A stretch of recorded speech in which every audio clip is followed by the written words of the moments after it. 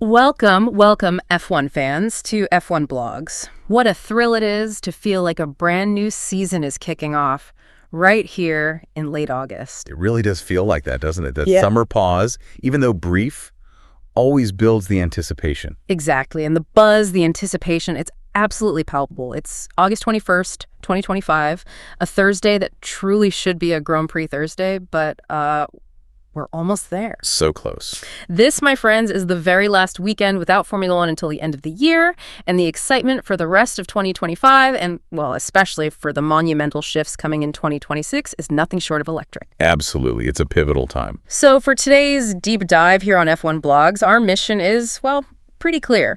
We are cutting through all the noise, the speculative chatter, and the sheer volume of information to bring you the most vital, fascinating, and sometimes, frankly, bizarre nuggets of insight.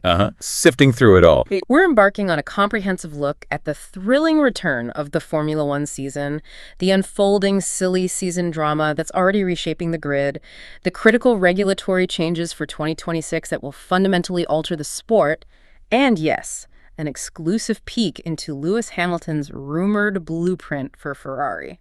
Quite a lot on the plate, then. It is. Our goal, as always here at F1 Blogs, is to give you that shortcut to being incredibly well-informed, packed with surprising facts and those undeniable aha moments, all without making you feel overwhelmed. Yeah, making sense of the madness. We know your time is precious, so we've done all the digging for you, connecting the dots and pulling out what truly matters. It's an incredibly dynamic period for Formula One, and understanding these interwoven narratives is absolutely key to appreciating the sport's trajectory. Right. We're not just talking about who finished where in the last race. We're delving into the underlying currents that will define championships, cement driver legacies, and even redefine the very nature of racing itself. It's an exciting time, but one that absolutely demands a close analytical look at the details if you want to truly grasp the future. Absolutely. So let's unpack this, because what we've uncovered from our sources is truly something to talk about. We're moving from that broader overview now into some very specific, often surprising, details that have been swirling around the paddock during this so-called off-season. Okay, let's get into it. So coming back from any break, even a very brief one, always feels a bit like returning home, doesn't it? It does, yeah. You miss the routine. For us, it was just a couple of days, Monday and Tuesday, without direct broadcasts, but for a dedicated F1 fan, that can feel like an eternity. Oh, definitely. The withdrawals kick in fast. We're back, though, and ready to dive in. Now, you might have heard some people humorously say nothing happened in F1 during those 5 days from Friday through Wednesday. Ah, yeah, right. As if. But as we're about to discover, that couldn't be further from the truth. Indeed. While the cars might have been off track, the drivers and team principals certainly weren't. The F1 world continues to spin, and often these off-season moments offer unique insights into the personalities, the long-term strategies at play, and even the future direction of the sport, all the way from the immediate pressure cooker of a race weekend. It's often where the real groundwork for future seasons is laid. And what insights they are. Let's kick off with some of the drivers' off-track antics, which really give us a fascinating glimpse into their personalities when the helmet is off. Always interesting to see that side. First up, Carlos Sainz. You might have seen his Instagram post detailing his rather adventurous underwater escapade. Oh, the ladder incident. Yes, he was on a yacht, and apparently a ladder fell a significant 10 to 15 meters deep into the water. That's pretty deep. Instead of, just letting it go, Carlos, without hesitation, went fishing for it himself, diving straight down. No kidding. Just jumped in. Yep. Straight in. What's truly fascinating here is what this action reveals about Sainz's character. It's a clear display of his daring and adventurous spirit, but also perhaps a deeper competitive instinct. Yeah, you think so? Well, many top athletes possess this no-limits mentality, right? Where they push boundaries not just in their sport, but in their personal lives, too. It speaks to a relentless drive, a certain fearlessness, and perhaps a refusal to accept defeat or a lost cause, even when it comes to a sunken ladder. Huh.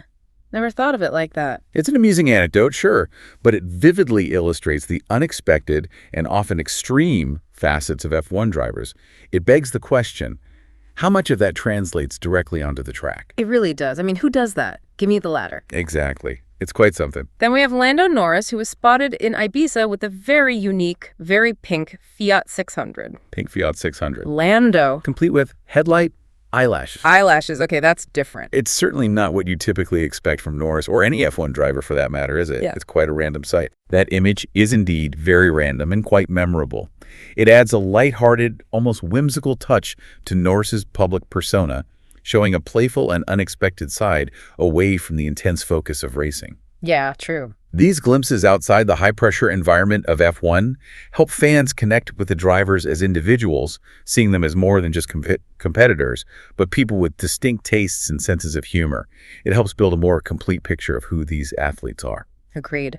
And speaking of young talents, Kimi Antonelli has been seen signing bills and cars. Ah, the next big thing, supposedly. Seemingly still unaware that when you sign something, it revalues. We can humorously suggest he'll eventually figure out that money-making skill. Give him time, he'll learn. It's a subtle indication of the high hopes placed on him, though. This is a subtle yet significant nod to Antonelli's perceived potential within the sport. His current standing in F2 and the considerable buzz around him, particularly from figures like Toto Wolff, suggests he's being earmarked as a future star. The humor lies in the fact that his autograph, even now, is gaining value, a clear testament to the high expectations and early valorization of prodigies in motorsport. It highlights how the F1 world is constantly scouting and investing in its future. Next, Franco Colapinto, who apparently spent some time attending a Real Madrid match to see Franco Mastantuono. Ah, bit of football fandom. Another personal glimpse into a driver's interests outside the track, reminding us that they're also just people with passions beyond racing. These small details humanize the sport's figures. While we primarily see them as superhuman competitors driven by speed and victory, they also have passions and interests that ground them, making them more relatable. Yeah, definitely. It adds to the narrative that even at the pinnacle of motorsport, these are individuals with lives beyond the pit lane. Now, here's where it gets really interesting, and something that had initially been dismissed as fabrication, right? Okay, what's this? Remember all those initial photo montages of Max Verstappen and Toto Wolff together? Vaguely, yeah. Seemed unlikely. Well, our sources from F1 blogs confirm that real sightings have since emerged. Max Verstappen and Toto Wolff were seen together on a yacht in Sardinia. Oh, really? Sardinia? And then Wolff was reportedly spotted on Verstappen's yacht in Monaco. Okay, that's more than a coincidence. Given Max is confirmed at Red Bull for 2026, our sources are suggesting this is cooking something for 2027. What do you make of this, beyond just a casual holiday meeting? Well, this raises an important question about the long-game strategies at play in Formula One. Relationships are meticulously built, and informal discussions, often disguised as social encounters, happen years in advance. The F1 chess game. Exactly. While Verstappen is indeed locked in for 2026 with Red Bull, the confirmed appearance of these two highly influential figures together, initially dismissed as mere fan art, then validated by credible sightings, undeniably fuels speculation about future driver market dynamics for 2027 and beyond. Right. Has to mean something. It indicates that the silly season is far from a short-term affair. It's a continuous multi-year chess match involving the sport's biggest players, where allegiances and opportunities are constantly being weighed and discussed. It's F1 at its most political and intriguing. The intrigue indeed. Moving to F1 infrastructure, there's an update on the Qiddiya circuit near Jeddah, a site that promises to be unlike anything we've seen before. Ah, yes, the Saudi project. The construction of the blade curve is well underway. It's described as a truly monumental structure, 70 meters tall. That's equivalent to a 20-story building. 70 meters. Good grief. And it will be illuminated to dramatic effect. Our sources confirm that this is not false, not a bravado, and could actually fulfill the prophecy of drivers literally flying over or off the track there. Wow. That damn bitch just doesn't even cover it. Flying off the track. Sounds like it. What's fascinating here is the trend of increasingly ambitious and visually striking F1 circuits, particularly those emerging from the Middle East. The engineering challenges involved in constructing a curve of that magnitude with such sheer height and dynamic illumination are immense. Unbelievable. Qiddiya is expected to join the calendar around 2027-2028, potentially replacing Jeddah, though the possibility of Saudi Arabia hosting two circuits is high, given their significant resources and relentless investment in the sport. Right. Money's no object there. This pushes the boundaries of what a racetrack can be, turning it into both a sporting arena and a monumental architectural statement. It makes you wonder how the drivers will truly perceive something so intimidating. I can't even imagine driving up to that. Speaking of aesthetics, did you see Swansea City's new third kit? The football team? No, what about it? It features a McLaren for GT40 Wolf sponsorship livery, a design that I personally believe is a masterpiece and should absolutely be their primary kit. Oh, interesting. The Wolf livery, that's a classic. It's such a striking look. It's a cool and somewhat unexpected crossover between F1 and other sports, specifically football, highlighting an iconic piece of racing design history. Yeah, it looks fantastic. These collaborations, while perhaps biche, introduce the aesthetics of motorsport to new audiences and celebrate classic liveries in a fresh, unexpected context. It's a subtle nod to the pervasive influence of racing culture beyond the track. Now for some driver and management updates. Daniel Ricciardo unfortunately had a very public moto accident in Dre, Australia. Oh dear, not again. What happened? Falling off a motocross bike and sustaining a clavicle injury. He required hospitalization in Mosman, but is recovering well and evolving favorably. Well, that's good news on the recovery front at least. Clavicles are tricky. Definitely. While certainly a concern for his personal well-being, our F1 blog sources suggest this incident doesn't significantly affect his already low chances of returning to a full-time F1 seat. It's probably fair. Harsh, but fair. What does this tell us about the brutal realities of the driver market? This is a brief but important update on a well-known F1 personality. It reminds us all of the inherent risks involved in high adrenaline activities, even those off track. True.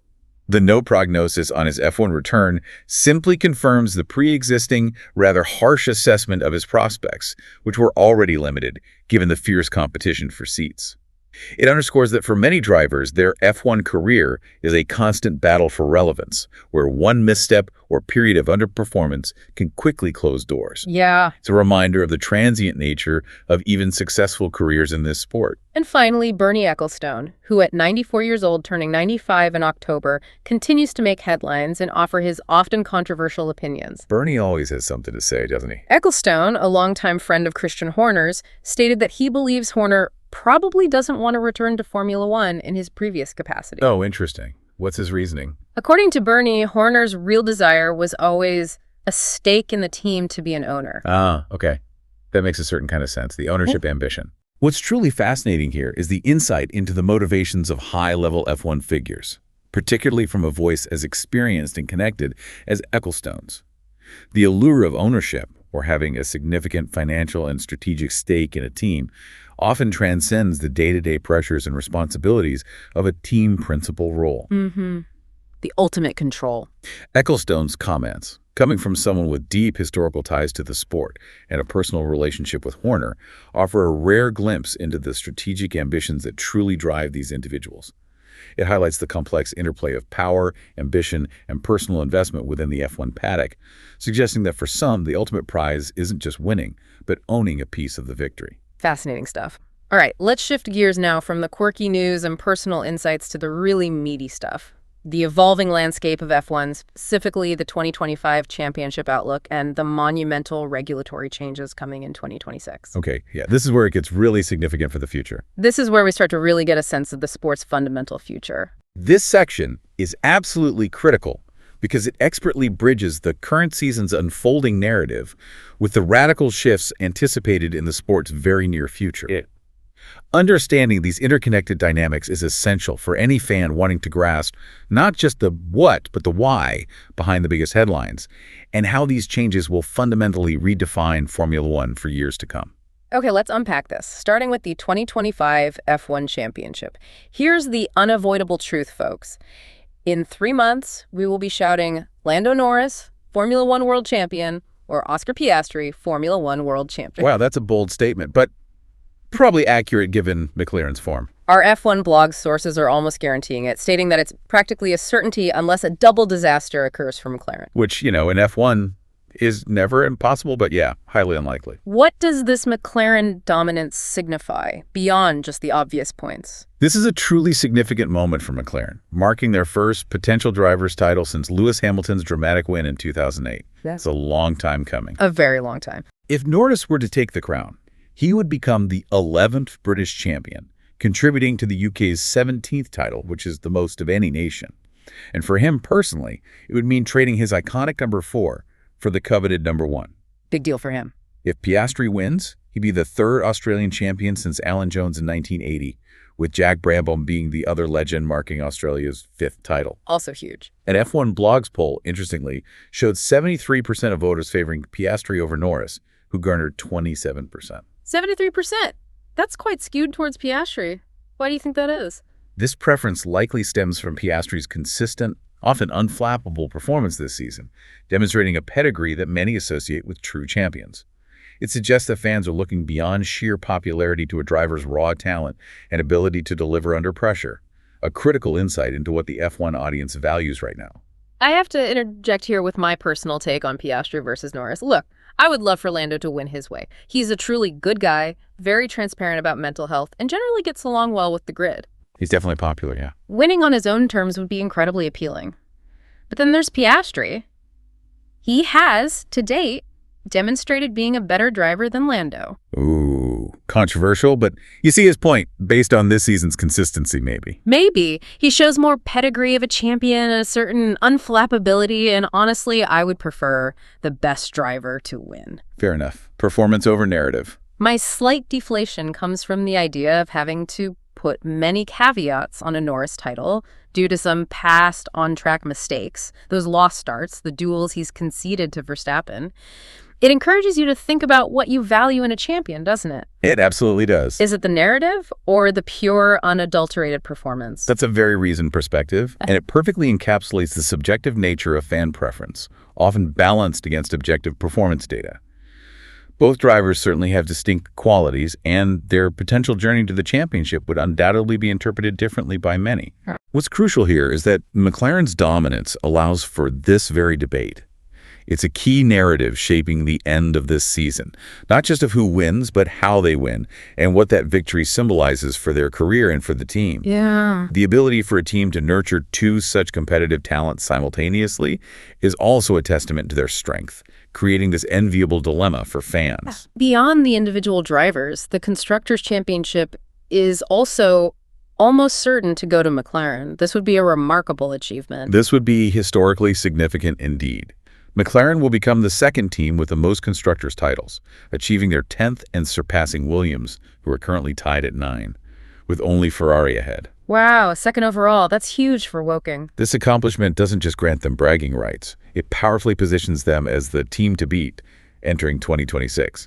They will be armed with advanced technology, the confidence of a championship-winning driver pairing, and the momentum of a dominant season. Sets them up nicely.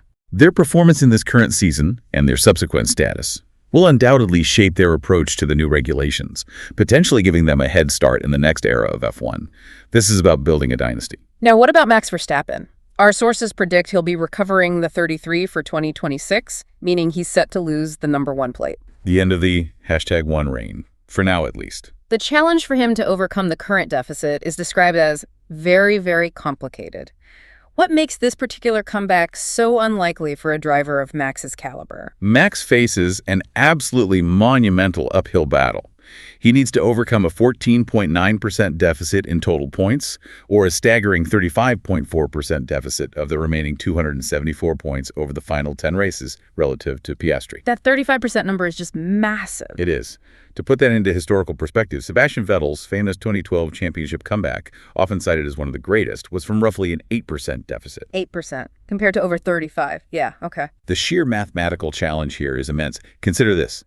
If Piastri were to finish 3rd in every remaining race and Verstappen 2nd, Piastri would still win the championship. Wow. Even if Piastri finishes 6th and Verstappen 5th, Piastri would still clinch the title. These numbers underscore just how challenging a comeback would be for Max, making it very, very complicated indeed. So it's not just Max needing to be perfect, but McLaren needing to falter significantly. Exactly. It would require not just perfect execution from Max, but a catastrophic implosion from McLaren, which seems highly improbable given their current form. This points to the McLaren package, both car and drivers, having reached a level of consistency that few teams achieve. Right. Let's delve into team-specific circuit performance predictions for the remaining 2025 races. Our F1 blog sources divide the final 10 circuits into 3 distinct types, each favoring different car characteristics. Okay, this breakdown is always useful. Group A, the high-speed circuits, includes Monza, Baku, Las Vegas, and Mexico, places where aerodynamic efficiency, raw engine power, and low wing load are paramount.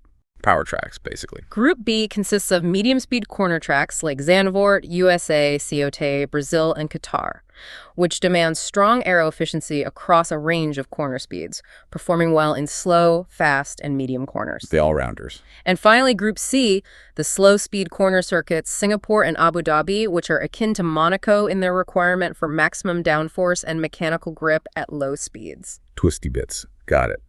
This categorization provides a remarkably useful lens through which to analyze the remaining races and, more importantly, to understand the inherent strengths and weaknesses of each car philosophy. So who benefits where? Let's start with the leaders, McLaren. For McLaren, our sources suggest they will benefit from all remaining circuits, a testament to their well-rounded package. That's ominous for everyone else. Koto, in particular, is highlighted as a strong venue due to its combination of high-speed sections, various corner types, and significant tire degradation demands, all areas where McLaren has consistently excelled this season. Okay. What about Ferrari? Where can they potentially challenge McLaren? Ferrari, in contrast, is expected to be strongest in Group C, the slow corner circuits like Singapore and Abu Dhabi. Makes sense given their Monaco and Hungary showings. Drawing on their demonstrator performance in places like Hungary, where Leclerc secured pole, and Monaco, where their car exhibited strong mechanical grip and agility, their car thrives where precision and downforce at low speeds are key.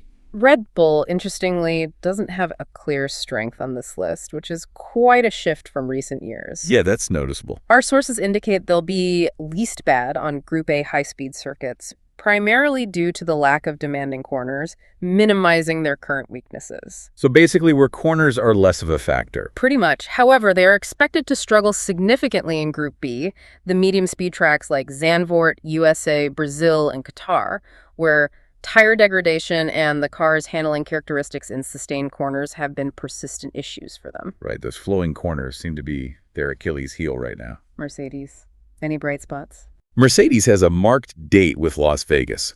They performed exceptionally well there last year, and the unique cold temperatures of that night race genuinely suit their car's characteristics, particularly their ability to bring tires up to operating temperature, which has been a perennial challenge elsewhere. Ah, the cold suits them. Okay, Vegas is their target. Aston Martin. Aston Martin is predicted to do well in Group C circuits, such as Singapore and Yas Marina, due to their car's inherent slow corner characteristics.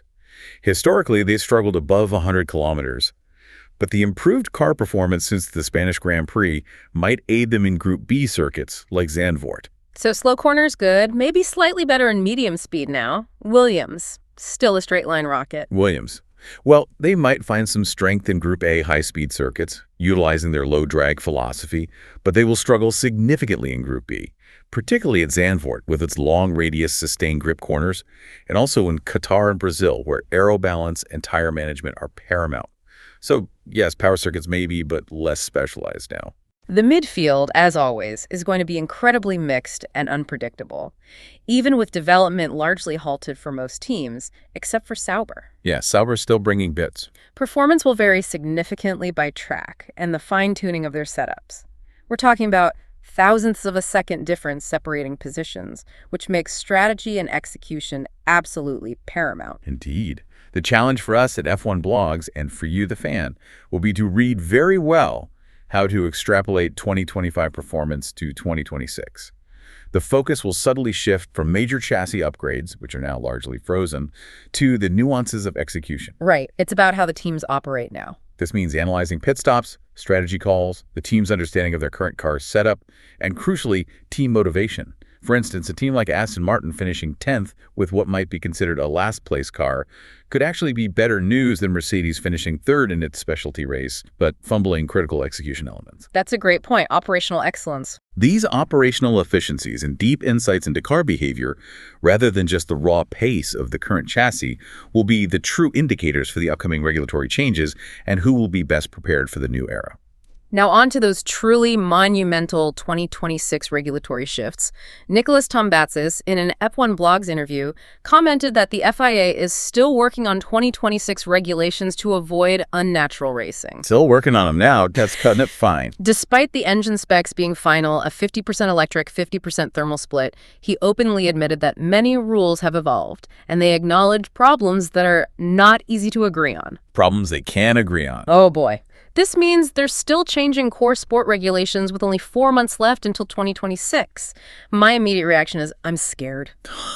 Yeah, that's slightly alarming. What do you think is causing this last-minute flurry of changes, and what are the hidden implications for the racing product? That worry is entirely justified, and it reflects a broader concern about the stability and clarity of the rules as such a critical deadline approaches. The continued flux creates immense uncertainty for teams, which will undoubtedly impact their design and development processes for the new era. You'd think they'd want things locked down by now. The FIA's intent to avoid unnatural racing likely stems from simulations showing that the initial drafts of the rules might have led to cars that are either too slow, too difficult to drive, or that promote undesirable racing dynamics, like severe lift and coast. So the simulations are throwing up red flags. Potentially. The hidden implication is that without clear, finalized rules, teams are essentially designing cars in the dark, leading to potential significant performance gaps or even unintended consequences that could make the initial 2026 season somewhat chaotic. Chaos. Could be fun or a disaster. It's a complex balancing act between innovation and maintaining the integrity and excitement of the sport, and right now the scales seem a little off-kilter. Here's where it gets really interesting, and something that has gone unnoticed by all, according to our F1 blog sources. These are the last 10 races of DRS in F1 history. Wow. The end of DRS. That is huge. Hasn't really sunk in. Think about that for a moment. The drag reduction system, introduced in 2011, dramatically changed racing, effectively doubling overtakes from 301 in 2009 to a staggering 1249 in 2011. Yeah, the numbers were stark. It absolutely transformed overtaking. Its removal is a seismic shift. So what are the full implications for the racing product and the fan experience without this staple of modern F1? How will overtakes fundamentally change? The historical impact of DRS cannot be overstated. It was explicitly designed as a mechanism to boost racing spectacle and significantly increase overtakes, making races more dynamic. Its removal in 2026, therefore, presents a profound challenge. A huge challenge. Are we going back to processional races? Well, if overtakes halve, say from an average of 800 in 2025 to 400 in 2026, we'd effectively be returning to pre-2010 numbers. This would fundamentally alter the dynamic of a Grand Prix, removing that push-to-pass element that many fans have come to expect. Right, that easy overtake button is gone. The racing narrative will undoubtedly shift. It will likely make driver skill in wheel-to-wheel combat even more paramount, requiring more strategic, less overt action.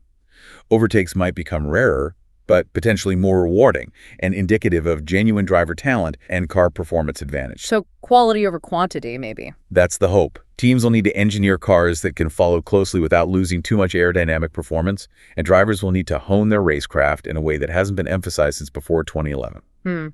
Big onus on the car design, then.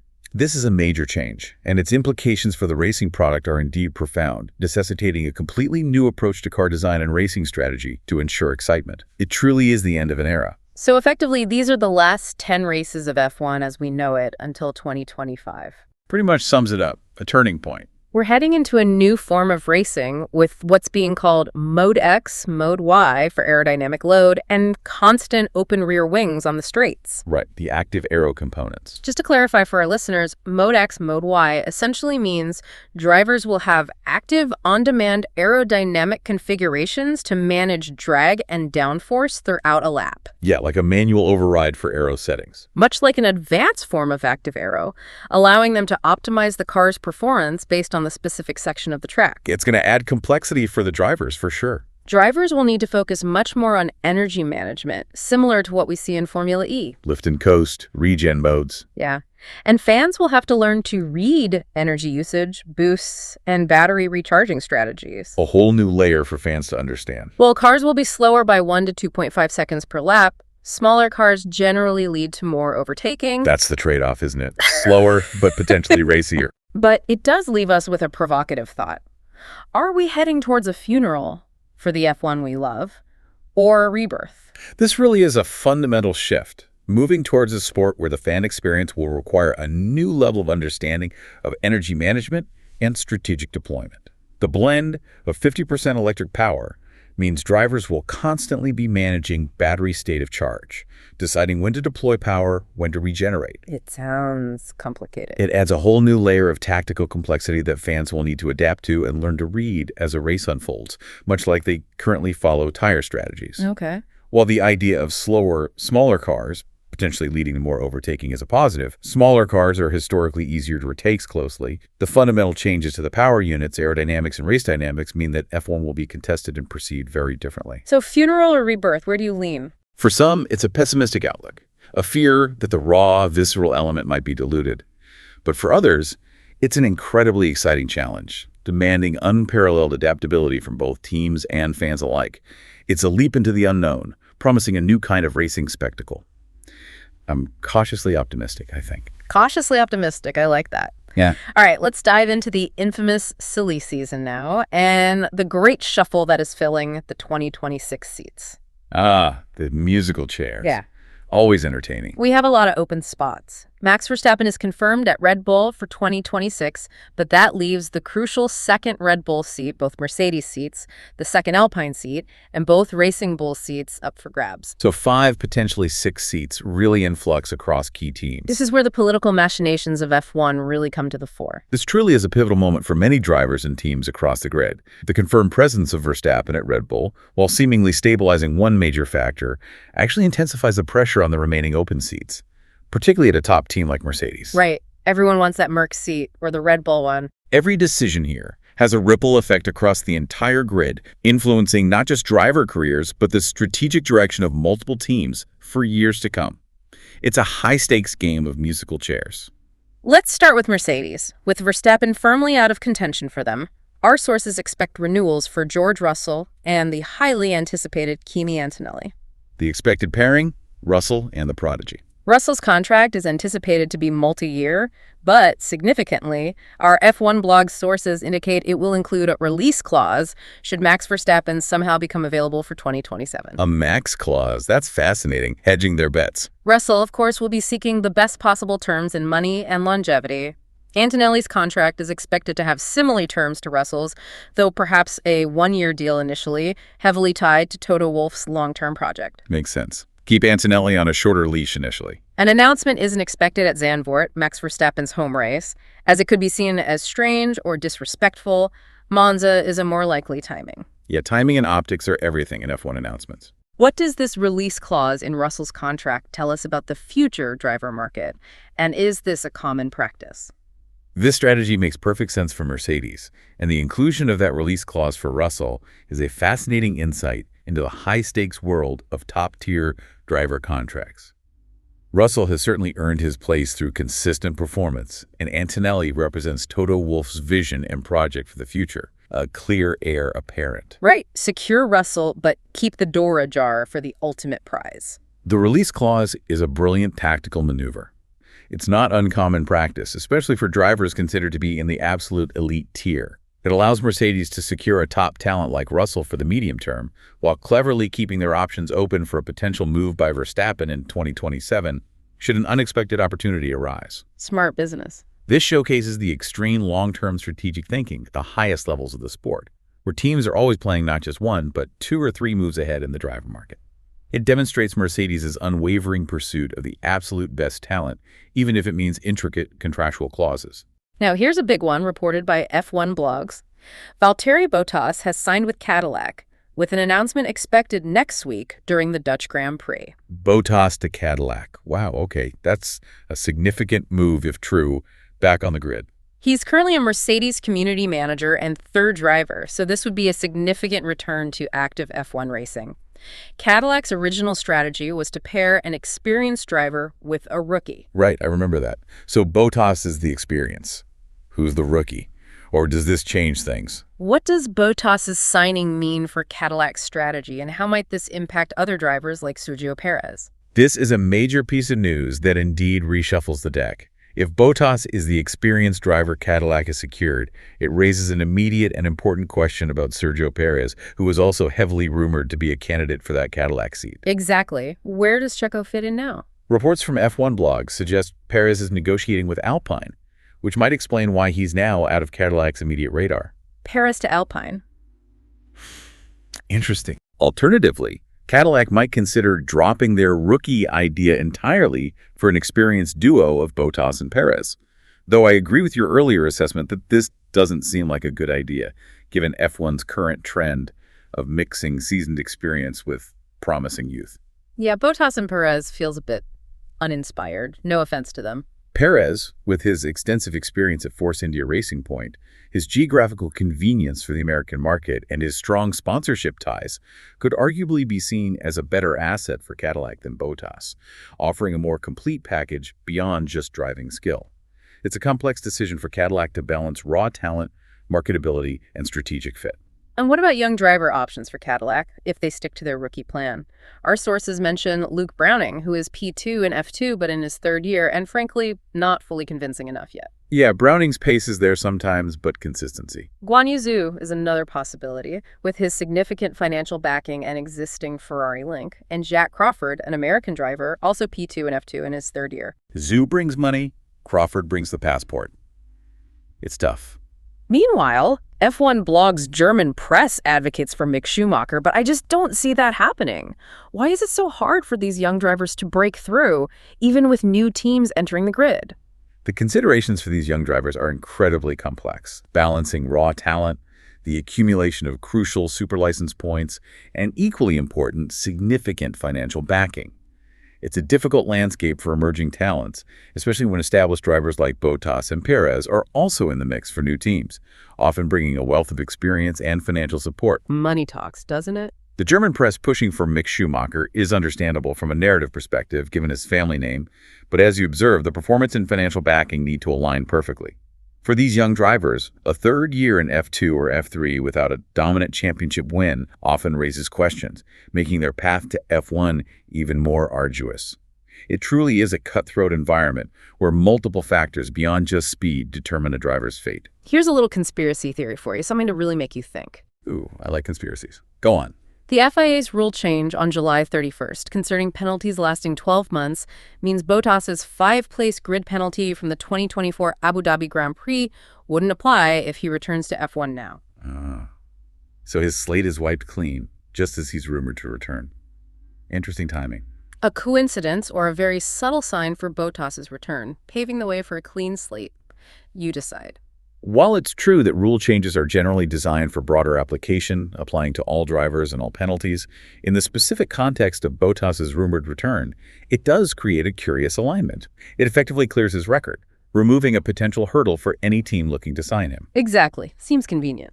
This kind of timing, whether purely coincidental or strategically influenced, is precisely the kind of detail that fuels the speculative thinking and conspiracy theories that F1 fans absolutely love to engage in. It adds another layer of intrigue to the silly season, prompting us to consider if there are ever truly any coincidences in a sport as meticulously planned as Formula One. Moving to the Red Bull family seats, we still have 3 open. The crucial second Red Bull seat and both Racing Bull seats. Max Verstappen is staying, so that's one less to worry about in terms of the absolute top spot. Indeed. 3 seats under the Marco microscope. F1 blog's German press, known for its strong insights into driver movements, predicts that Isaac Hadjar will move to Red Bull alongside Max. A bold choice. Hadjar straight to the main team. Wow. This would then leave Racing Bulls for Arvid Lindblad, who is Helmut Marko's favorite prodigy and has already undertaken extensive testing, and Liam Lawson. So, Hadjar, Lindblad, and Lawson at RB. What about Lawson? Lawson himself has openly admitted 3 good performances in 12 GPs are not enough to secure a permanent seat, and he's currently only 2 points behind Hadjar, 20 versus 22 in the F2 standing. Right, he's right there with Hadjar points-wise. This is where Red Bull's unique and often ruthless driver development strategy really comes into play. What's fascinating here is the hypothetical. What if Lawson finishes ahead of Hadjar in the F2 standings? My logic is that Hadjar would still get the Red Bull seat due to his lack of prior opportunity in F1, representing a fresh talent for the top team. That actually sounds depressingly plausible given Red Bull's history, promoting the newest hotshot. But this raises a profound question. Why keep Lawson in the Red Bull system if not for the main team? Especially when someone like Pepe Martí is also in the pipeline, desperately needing super license points and a pathway forward. It seems almost counterintuitive. This highlights the incredibly complex and often brutal nature of Red Bull's driver development strategy. They often prioritize bringing a truly new, unproven talent directly into the senior team, viewing a second opportunity in the junior team differently. Lawson's chance was last year, effectively. Possibly, in their eyes. Lawson's situation is indeed delicate. He's caught between the need for super license points for others like Marti and his own aspirations for a permanent F1 seat, having already demonstrated F1 capability. The philosophy seems to be that if you're not earmarked for the main team, your path within the Red Bull family becomes significantly harder, regardless of strong junior category performance. Brutal. It's a system designed to find the next Verstappen, and it often sacrifices good talent who don't fit that specific mold. This brings us to Yuki Tsunoda and my prediction. Surely Yuki Tsunoda's last 10 races in Formula One. Oof, you really think so? End of the line for Yuki. Helmut Marko has stated his future is open, and Honda reportedly wants him to fly solo, implying a move away from the Red Bull orbit. Fly solo usually means find your own seat elsewhere. Could he be an Aston Martin reserve? Yeah. Or perhaps Toyota, though Ryo Hoshino is a stronger contender there? What do you see for Yuki, and why is his path so unclear? It does indeed appear that Tsunoda's time within the Red Bull ecosystem is drawing to a close. While Honda's desire for him to fly solo is understandable, wanting their driver to establish himself independently, finding a competitive full-time seat on the current grid is incredibly challenging. Yeah, where would he realistically go? The limited options for experienced drivers seeking a new home are stark. He's had his chances with Racing Bulls, and while he's shown flashes of brilliance, the consistency hasn't always been there to justify a promotion or a long-term contract elsewhere. The flashes haven't quite turned into sustained fire. The suggestion of a Bottas-Tsunoda Cadillac pairing, or even Alpine, underscores just how few openings there are for drivers who aren't either top-tier champions or promising rookies with massive backing. His path is unclear precisely because the F1 grid is so tight, and teams are often looking for specific attributes he might not currently offer. Franco Colapinto's Alpine future is also very much at stake. With Max Verstappen not going to Mercedes, Colapinto's potential seat at Alpine is now less of a bargaining chip for a top team. Right, the leverage is gone. However, F1 Blog's German press, which has historically been critical of Colapinto, suggests that drivers like Perez or Bottas could potentially take his Alpine seat if they don't land elsewhere. So establish names circling that Alpine seat. That's tough for Franco. This is a significant challenge for Colapinto. That second Alpine seat, especially with a Mercedes engine confirmed for 2026, is indeed a very good fishing ground for drivers. It's an attractive prospect, and therefore at high risk from others with more money or interests, or simply more experience and a stronger F1 track record. So what does he need to do? Just win everything? This means Colapinto has nothing more to do but to perform, or rather perform better, in his current series to secure his spot. The financial and political aspects of F1 often override pure talent, especially when a team can secure a more established or more financially beneficial driver. He truly is in a perform or perish situation, which is a brutal reality for many young talents. Let's talk about Hamilton's performance and other driver evaluations.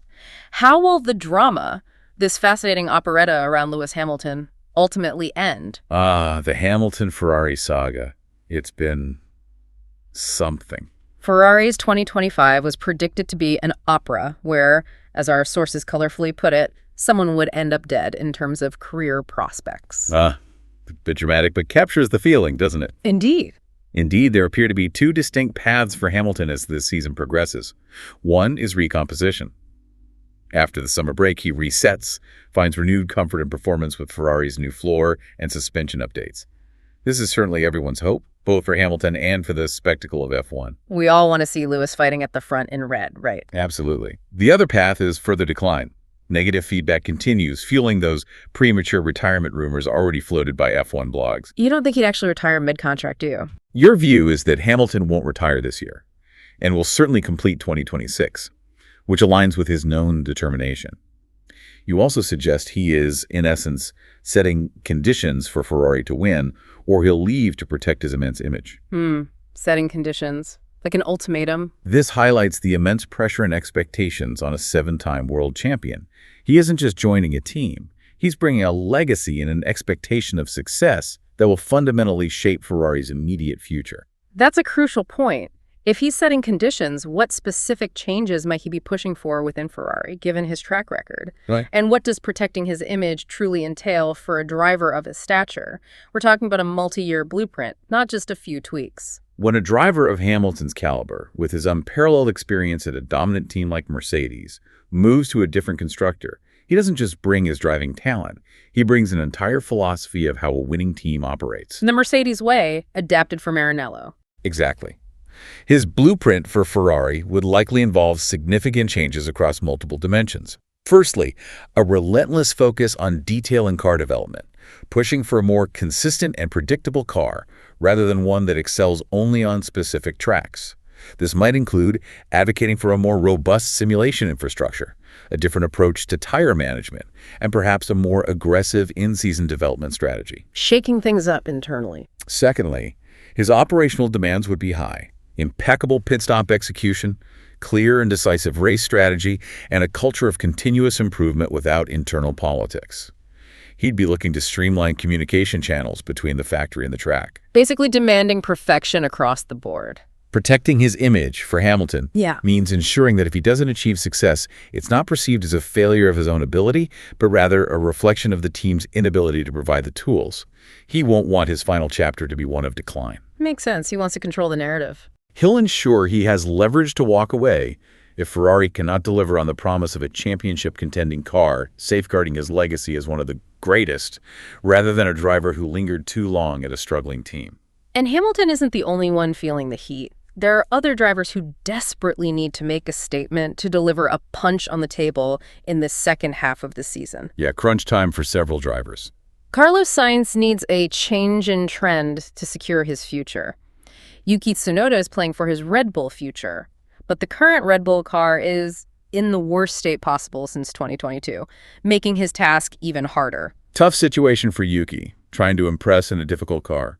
Oliver Biermann, with 8 points versus Esteban Ocon's 27 at Alpine, is struggling and is, unfortunately, the worst rookie this season, apart from Antonelli's struggles. Yeah, Behrman's had a rougher time than perhaps expected.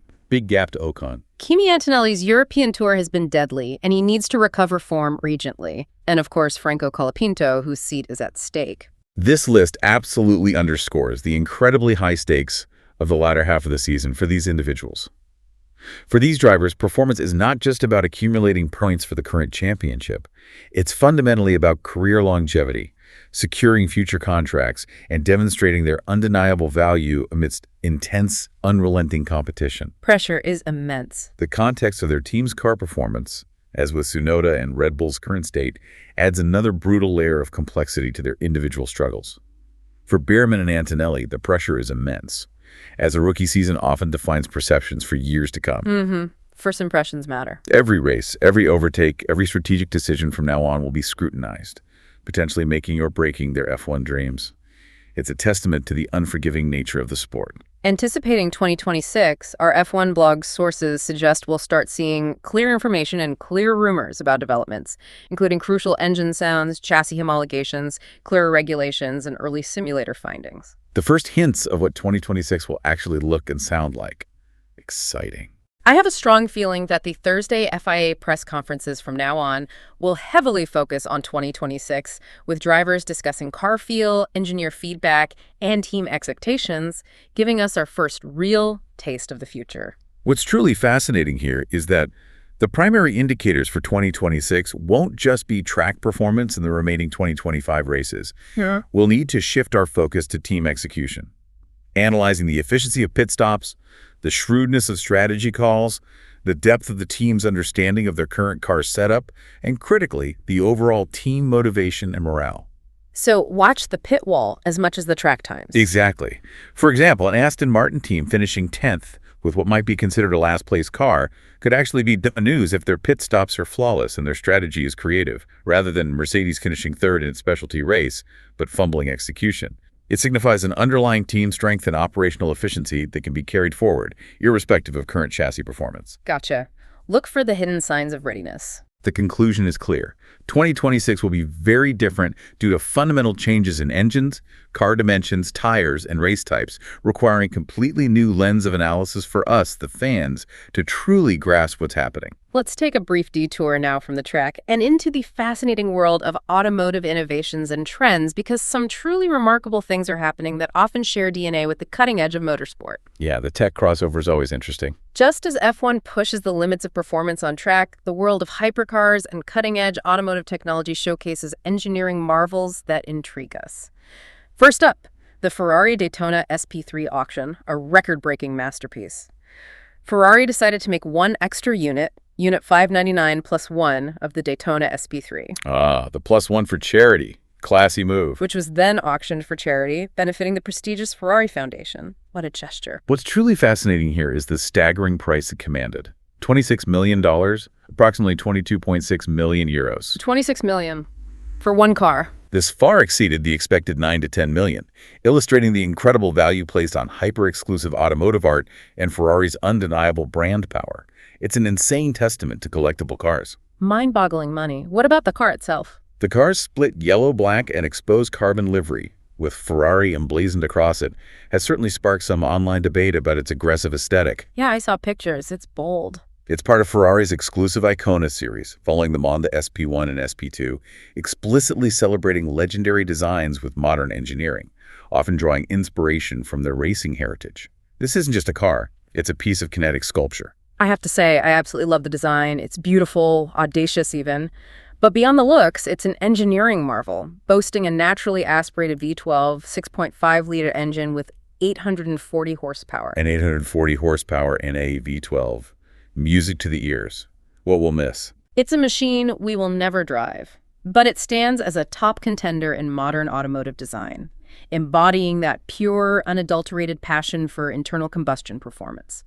It gives you a rare glimpse into the pinnacle of automotive art and its incredible, almost unfathomable value, a direct descendant of the philosophy that fuels F1 engine development.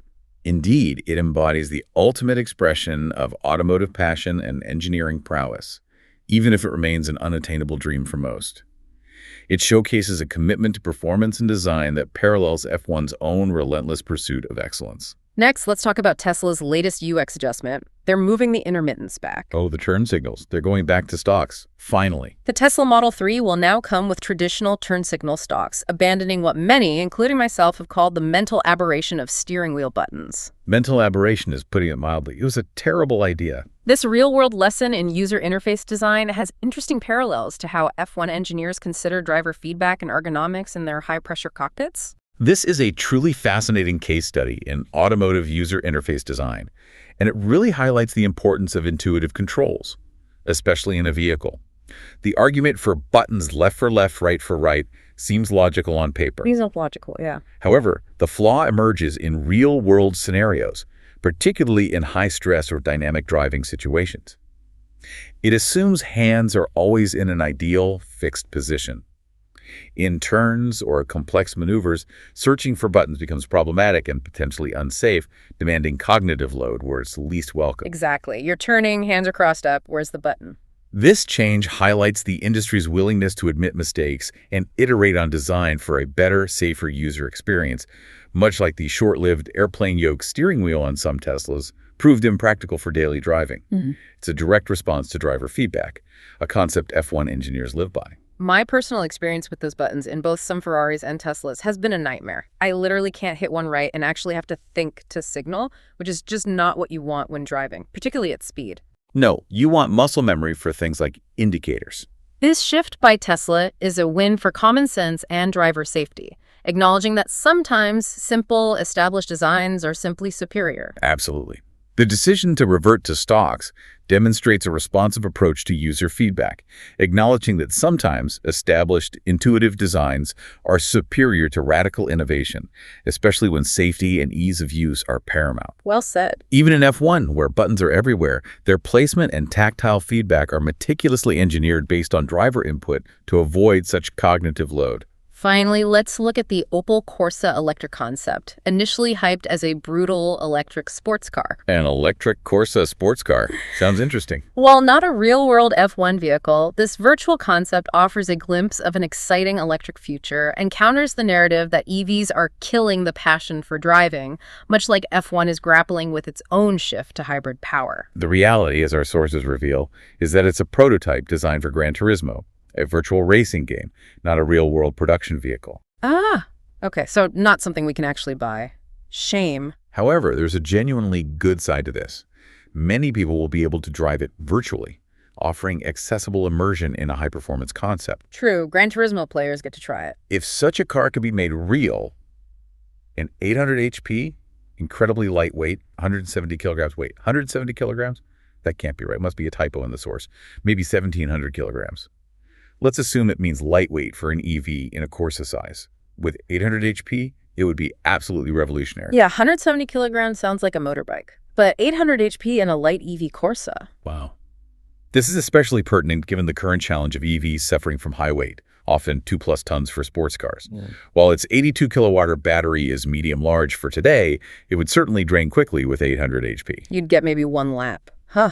This concept, even in simulation, shows a clear pathway to electric performance that could genuinely be thrilling, challenging the preconceptions and demonstrating the potential for true driving excitement in an electrified future, a future that F1 itself is progressively moving towards. What an incredible deep dive, folks. We've covered so much ground today, from the thrilling return of the F1 season and the championship battle shaping up, through the dramatic silly season predictions and the intriguing insights into Hamilton's controversial blueprint for Ferrari. We certainly crammed a lot in. We even ventured into the world of automotive innovations, with Ferrari's record-breaking auction and Tesla's user experience adjustments, topped off with a glimpse into Opel's virtual electric sports car. It's clear that both Formula One and the broader automotive industry are on the cusp of significant transformative changes. Understanding these diverse, impactful topics is crucial, whether you're trying to grasp the future of F1 racing without DRS, the shifting dynamics of the driver market, or the evolution of the cars we'll soon be driving. Each of these stories, no matter how small, offers a vital piece of a much larger puzzle about where the world of motorsport and automotive technology is headed. Absolutely, and this deep dive is just the beginning. We want you to stay connected with F1 blogs for continuous in-depth content. Keep up with all the developments. So if you haven't already, make sure to subscribe to F1 blogs right now for more deep dives, daily updates, and expert analysis. You don't want to miss any future episodes. Hit that subscribe button. You can also find us at F1 blogs on Twitter, Facebook, Instagram, TikTok, and on our website, f1blogs.com. As F1 enters a new era without DRS and with radically different cars, and as Hamilton attempts to reshape Ferrari from within, what fundamental aspects of the sport and its rivalries do you think will truly endure? Ooh, good question. What's the constant core of F1? It's a fascinating question to ponder as we look to the future. Thank you for joining us for this insightful discussion and for allowing us to take you on this deep dive into the heart of Formula One. It's been great chatting through it all. Until next time, stay curious, and we'll see you on the next deep dive.